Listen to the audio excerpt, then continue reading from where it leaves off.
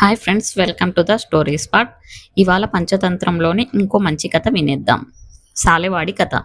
వంగదేశంలోని పుండ్రవర్ధనం అనే నగరంలో ఆప్తమిత్రులైన ఒక సాలెవాడు, ఒక వడ్రంగి ఉండేవారు.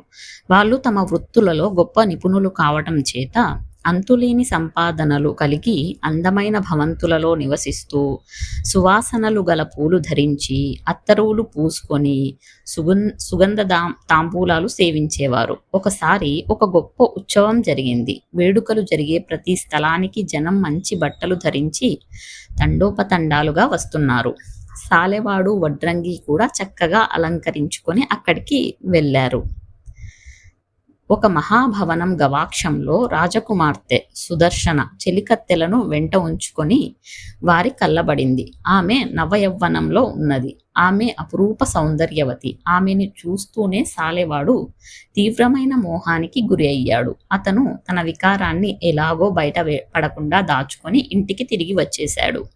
కానీ తన ఇంట్లో ఒంటరిగా ఉన్నప్పుడు ఎటు చూసినా అతనికి రాజకుమార్తె రూపమే కనపడసాగింది. అతను ఎంతో విచారంగా మంచం మీద పడిపోయి ఆమెనే ధ్యానిస్తూ పడుకున్నాడు.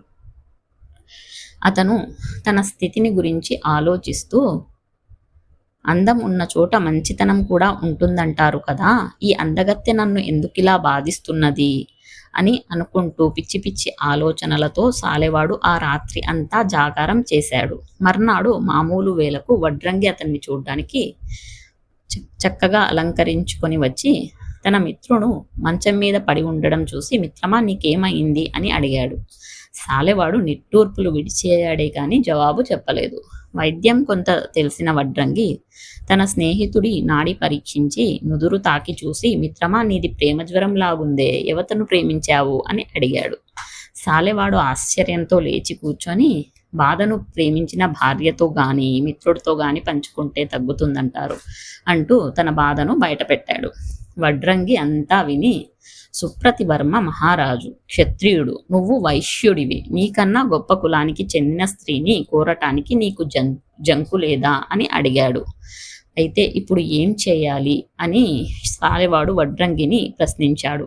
నాకు చితి సిద్ధం చెయ్యి. నాకు రాజకుమార్తె లభించడం అసంభవం. ఆమె లభించకపోతే నేను బతకడం కూడా అసంభవం. అంతులేని శరీర బాధ, మనోవేదన అనుభవించి నేను చావక తప్పదు అన్నాడు సాలెవాడు. అదంతా కట్టిపెట్టు. ధనంతో గాని బుద్ధితో గాని సాధించరానిది ప్రపంచంలో ఏదీ లేదు. నువ్వు లేచి స్నానం చేసి భోజనం చేసి మామూలుగా ఉండు. నీకు రాజకుమార్తె దక్కే ఉపాయం నేను ఆలోచిస్తాను అన్నాడు వడ్రంగి. తన మిత్రుడి తెలివితేటలలో అపారమైన విశ్వాసం ఉండటం చేత సాలెవాడు విచారం కట్టిబెట్టి మామూలు ప్రకారం జీవించసాగాడు. కొద్ది రోజుల అనంతరం వడ్రంగి సాలెవాడి వద్దకు గరుడ రూపంలో గల విమానాన్ని తెచ్చాడు. అది చక్కగా రంగులు వేసి ఉన్నది. దాన్ని నడపడానికి ఒక కాడ ఉన్నది. అలాంటి విమానాన్ని పూర్వం ఎన్నడూ ఎవరూ చూసి ఉండరు. దాన్ని ఎలా నడపాలో సాలెవాడికి చెబుతూ అంతా వడ్రంగి సాలెవాడికి నేర్పాడు. సాలెవాడు ఆ గరుడ విమానాన్ని నడపడం పూర్తిగా నేర్చుకున్నాడు. సుప్రతివర్మ మహారాజు, ఆయన కుటుంబము, ముఖ్యంగా రాజకుమార్తె సుదర్శన విష్ణు భక్తులు. వారి పూర్వీకులు ఒకరికి విష్ణు ప్రత్యక్షమై వరాలు ఇచ్చినట్టు కూడా చెప్పుకుంటారు. కనుక నువ్వు శంఖ చక్ర గదా పద్మాలు ధరించి ఈ గరుడ విమానం మీద వెళ్ళి రాజభవనం పై భాగాన వాలు. అక్కడే రాజకుమార్తె శయన మందిరం ఉన్నదని, అందులో ఆమె ఒంటరిగా పడుకుంటుందని నేను వాకప్ చేసి తెలుసుకున్నాను. నువ్వు విష్ణుమూర్తిలాగా నటిస్తూ గాంధర్వ విధిని ఆమెను నీ భార్యం చేసుకో అన్నాడు వడ్రంగి.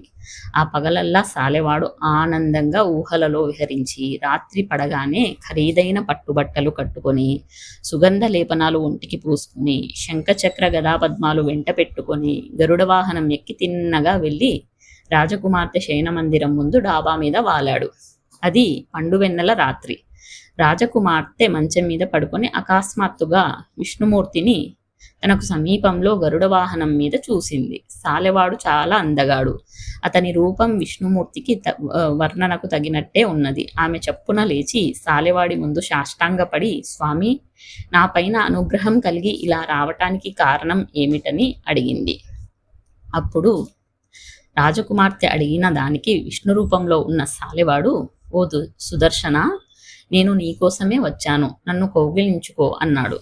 స్వామి, మీరు దేవతలు, నేను మనుష్య స్త్రీని, మనకు పొత్తు ఎలా కుదురుతుంది అని సుదర్శన అన్నది. ప్రియా, నువ్వు నా అర్ధాంగి అయిన లక్ష్మివి, నీకు గుర్తు లేదా? శాపావసాన నువ్వు మనుష్య జన్మ ఎత్తడము, మనకు కొద్ది కాలం ఎడబాటు కలగడము జరిగింది. నేను మానవ రూపంలో కొంతకాలం నీకు భర్తగా ఉన్న మీదట శాపం తీరిపోతుంది. నిన్ను మనుష్య భర్త నుంచి కాపాడటానికి వచ్చాను, మనం గంధర్వ వివాహం చేసుకుందాం అన్నాడు సాలెవాడు. రాజకుమార్తె పరమానందం చెంది అతనికి భార్య కావటానికి ఒప్పుకున్నది. ఇలా చాలా రోజులు వారి సుఖంగా గడిచాయి. అర్ధరాత్రి సమయాన సాలెవాడు తన గరుడ వాహనం మీద రాజకుమార్తె వద్దకు వచ్చి తెల్లవారబోయే ముందు ఎవరికంటా పడకుండా తిరిగి వెళ్ళిపోతూ ఉండేవాడు. వెళ్లే ముందు వాడు రాజకుమార్తెతో తనకు వైకుంఠానికి పోతున్నానని, మళ్ళీ రాత్రికి వస్తానని చెప్పేవాడు. కొంతకాలం గడిచాక రాజకుమార్తె చెలికత్తెలు రాజకుమార్తె వద్దకు ఎవరో వచ్చి పోతున్నారని పసికట్టి రాజుగారు తమ అశ్రద్ధ తెలిసి దండిస్తారని భయపడి రాజు వద్దకు వెళ్ళి ఆయన కాళ్ళ మీద పడి, మహారాజా, మాకు అభయం ఇయ్యండి, మేము తమరికి ఒక సంగతి మనవి చేయాలి అన్నారు. అలాగే ఇచ్చాను, మీరు చెప్పేది చెప్పండి అన్నాడు రాజు. మహారాజా, మేము రాజకుమార్తె సుదర్శనను 1000 కళ్ళతో కనిపెట్టి ఉన్నప్పటికీ ఎవరో ఆమె వద్దకు వచ్చిపోతున్నారు. వారు ఎలా వస్తున్నాడో ఎలా పోతున్నాడో మాకు తెలియడం లేదు. వాడు మెట్లెక్కి రాజకుమార్తె గదికి పోవటం లేదు. అలా చేస్తే మాకు తెలుస్తుంది. వాడు ద్వారం గుండాను రావడం లేదు. అక్కడ కాపలా వాళ్ళు ఉన్నారు. మేము రాత్రి 10 గంటల దాకా రాజకుమార్తె వెంటనే ఉండి ఆమెను పడుకోనిచ్చి వచ్చేస్తాం. తిరిగి తెల్లవారుజామున 5 గంటలకు ఆమె వద్దకు పోతాం.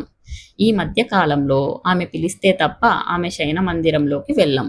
ఆ వచ్చేవాడు ఆ సమయంలోనే వస్తూ ఉండాలి.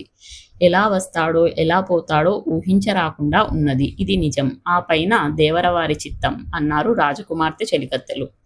ఈ సంగతి విని రాజు చాలా చింతించారు. ఆడపిల్లను కన్నవారికి అన్ని అగచాట్లే కదా. ఇలా అనుకుంటూ రాజు తన భార్య వద్దకు వెళ్ళి తాను విన్నదంతా చెప్పి తను రాణిని కనుక్కోమన్నారు. అప్పుడు రాణి తన కుమార్తె దగ్గరికి వెళ్ళి ఈ సంగతి అడిగింది. అప్పుడు రాజకుమార్తె సిగ్గుతో తల వంచుకొని తల్లికి విష్ణుమూర్తి గరుడ వాహనం మీద తన కోసం వచ్చిపోతున్న వార్త తెలిపింది. ఈ అద్భుత కథ విని రాణికి అమితమైన ఆనందం కలిగింది.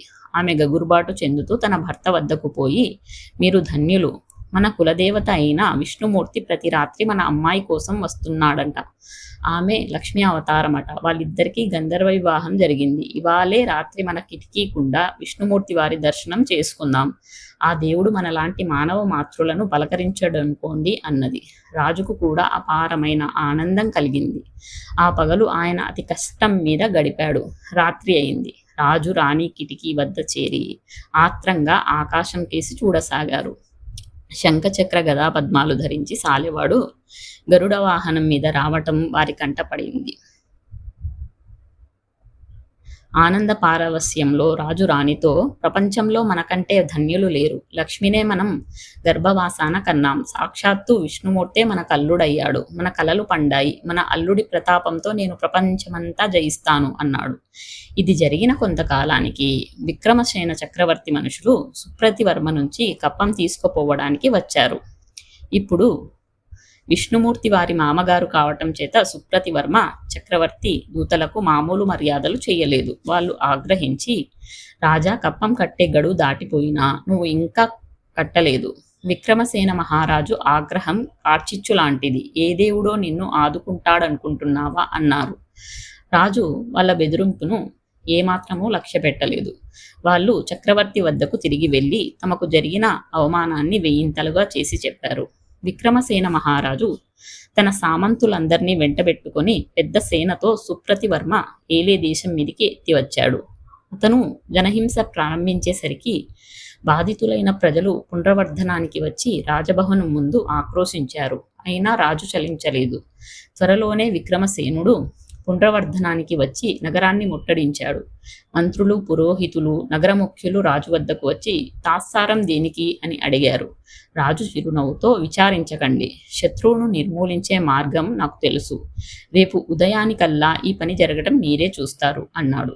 ఆయన తన కుమార్తె సుదర్శనను పిలిపించి ఆమెతో మధురంగాను గౌరవంగాను, అమ్మా, నీ భర్త బలం చూసుకొని నేను శత్రువుతో యుద్ధం తెచ్చుకున్నాను. అందుచేత ఈ రాత్రి వారు నీ వద్దకు వచ్చినప్పుడు తెల్లవారే సరికల్లా శత్రునాశనం జరిగేలాగా చూడు అన్నాడు.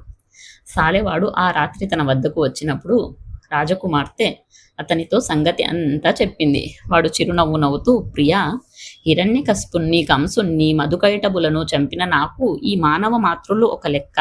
నా చక్రాయుధంతో శత్రువులను నిర్మూలిస్తానని నీ తండ్రికి చెప్పు అన్నాడు. సుదర్శన గర్వంతో ఈ మాట తన తండ్రికి చెప్పింది. ఆయన పరమానందం చెందాడు. మర్నాడు ఉదయానికల్లా విక్రమసేనుడు వధించబడతాడని, ఆయన సొత్తు ఎవ్వరికీ దొరికినది వారు ఉంచుకోవచ్చునని రాజునగరంలో చాటింపు వేయించాడు. ప్రజలు హర్షించారు. సాలెవాడు మాత్రం రాజకుమార్తెకు మాట ఇచ్చిన మరుక్షణం నుంచి విచారంలో మునిగిపోయాడు. తాను ఏం చేయాలి? గరుడ వాహనం మీద తాను ఎటైనా పారిపోవచ్చు, కానీ తన ప్రియురాలు తనకు దక్కదు. విక్రమసేనుడు తన మామను చంపి సుదర్శనను ఎత్తుకుపోయి పెళ్లి చేసుకుంటాడు. తాను యుద్ధం చేస్తే తన చావు తప్పదు. ప్రియురాలి ఎడుబాటు వల్ల కూడా తనకు చావే కలుగుతుంది. ఎలాగూ చావు తప్పనప్పుడు ధైర్యంగా చావటమే వివేకం. తాను విష్ణుమూర్తి వేషంలో యుద్ధానికి పోతే శత్రువు భ్రమపడి బెదిరి పారిపోనవచ్చు. సాలెవాడు ఇలా నిర్ణయించుకునేసరికి అసలు వైకుంఠంలో గరుత్మంతుడు శ్రీ విష్ణుమూర్తి వారితో భూలోకంలో జరిగినదంతా చెప్పి, దేవా, నీ రూపం ధరించి తిరుగుతున్న ఈ సాలెవాడు యుద్ధంలో చస్తే ఇక మీకు పూజా పునస్కారాలు ఉండవు. మీలో ప్రజలకు విశ్వాసం పోతుంది. మరి ఏం చేస్తారో ఆలోచించండి అన్నాడు. దానికి విష్ణుమూర్తి, అక్షరాజా, అక్రమంగా కప్పాలు వసూలు చేస్తున్నందుకు విక్రమసేనుడు చావాలి. పైపెచ్చు వాడు నా భక్తులైన రాజవంశాన్ని నిర్మూలించ చూస్తున్నాడు. నేను సాలెవాణ్ణి ఆవహించి వాడి చక్రంలో ప్రవేశిస్తాను అన్నాడు. తెల్లవారుజామునే సాలెవాడు రాజకుమార్తె సహాయంతో యుద్ధ సన్నద్ధుడైనాడు. రాజు కూడా తన సైన్యంతో సహా యుద్ధం చేయడానికి నగరం వెలువడ్డాడు. రెండు సేనలు యుద్ధానికి తలపడ్డాయి. సాలెవాడు తన గరుడ వాహనం మీద ఆకాశం మీదుగా ఎగురుతూ యుద్ధరంగానికి వెళ్ళి సేనలకు ఎగువగా గాలిలో నిలిచి శంఖం పూరించాడు. శంఖనాదం విని పైకి చూసి శత్రుసేనలు విష్ణుమూర్తే తమతో యుద్ధానికి వచ్చాడనుకుని బెదిరిపోయాయి. చాలా మంది పడిపోయారు. కొందరు మూర్ఛపోయారు. కొందరు వెర్రిగా ఆకాశం కేసి చూస్తూ ఉండిపోయారు. ఆ సమయంలో సాలెవాడు తన చక్రాన్ని విక్రమసేనుడిపై విసిరాడు. అది విక్రమసేనుణ్ణి రెండుగా నరికి సాలెవాడి చేతికి తిరిగి వచ్చింది. అతని సామంతులందరూ సాలెవాడి ముందు సాష్టాంగపడి శరణు వేడారు. ఇక నుంచి మీరు సుప్రతివర్మకు లోబడి ఉండండి అన్నాడు సాలెవాడు. అందరూ అందుకు ఒప్పుకున్నారు. విక్రమసేనుడి బలాలన్నీ సుప్రతివర్మపరం అయ్యాయి. అనంతరం సాలెవాడు శాశ్వతంగా రాజకుమార్తెతో సమస్త సుఖాలు అనుభవించాడు. సో మనం కొంచెం రిస్క్గా కష్టపడితే దేవతలు కూడా తప్పకుండా సాయపడతారని ఈ కథ ద్వారా తెలుసుకున్నాం. సో ఇంకో కథతో మళ్ళీ కలుసుకుందాం. ఈ కథ నచ్చితే తప్పకుండా లైక్ చేసి, షేర్ చేసి, సబ్స్క్రైబ్ చేయండి. Thank you.